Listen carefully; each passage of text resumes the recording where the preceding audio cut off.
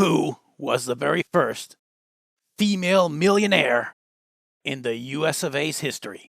The most surprising thing about the answer is not just how long ago it was, but also what she looked like.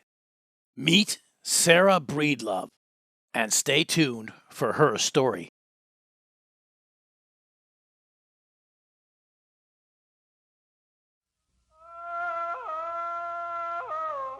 She was born in 1867 on a plantation in Madison, Louisiana. She was the last of 5 siblings, but the very first to be born free after the signing of the Emancipation Act at the end of the Civil War. The end of slavery, however, did not bring about the end of hardship. When she was 5, her mother died of cholera. Then, just a year later, her father passed away too, leaving her an orphan. She went to live with her sister and uncle and became a house servant for a white family. I had little or no opportunity when I started out in life, having been left an orphan and being without mother or father since I was 7 years of age. But the seed of what would become this unlikely success story's fortune was sowed by a far less than glamorous problem. Thanks to her constant exposure to unsafe cleaning agents, Sarah was losing her hair.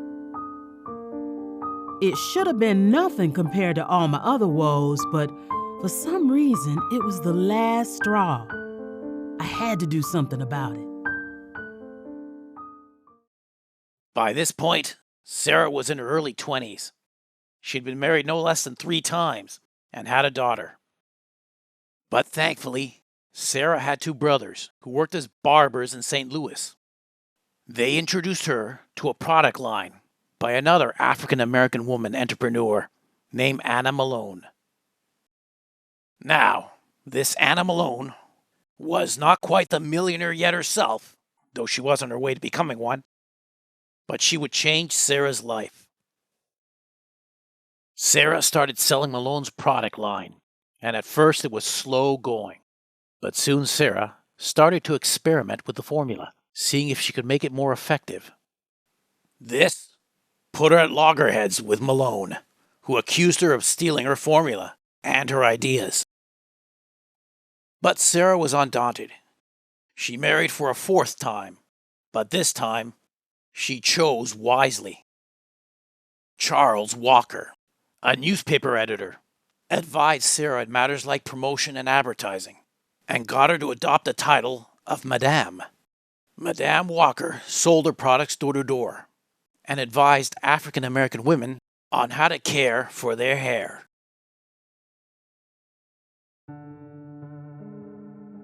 Of course, in early 20th century America, bigotry and stereotyping was ripe. Madame Walker was treading forth from what was considered to be a second class of humanity.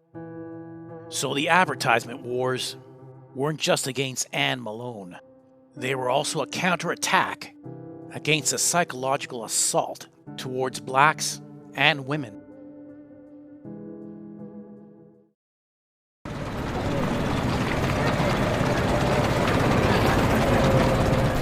In 1906, Madam Walker and her family moved to Pittsburgh, where they opened a beauty parlor and a college devoted to training hair culturalists.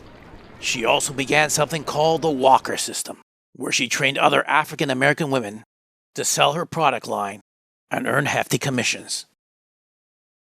Walker was tapping into a huge virgin market, and she knew it was only a matter of time before she'd make it to the top.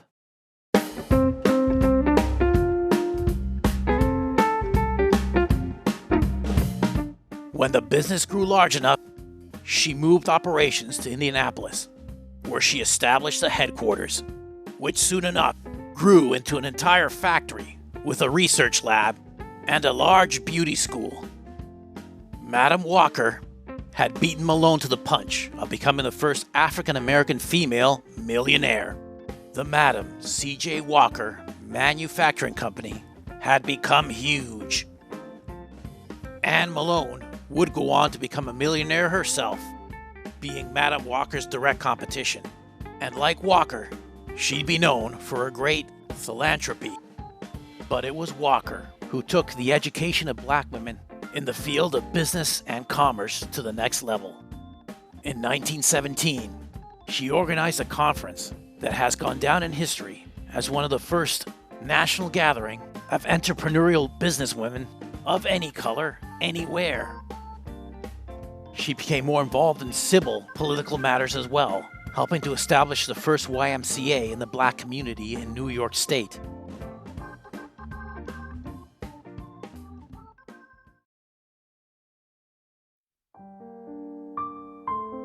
But Madam Walker was granted only a limited time by fate to enjoy her success. She passed away in 1919. Her remains were interred in Woodlawn Cemetery in the Bronx, New York City, a far cry from the pauper's grave her parents were buried in. She left behind not only a legacy of beauty products and an expanding company, but also a rite of passage that proved that it doesn't mean a damn where you were born or who you are, only what you choose to aim for.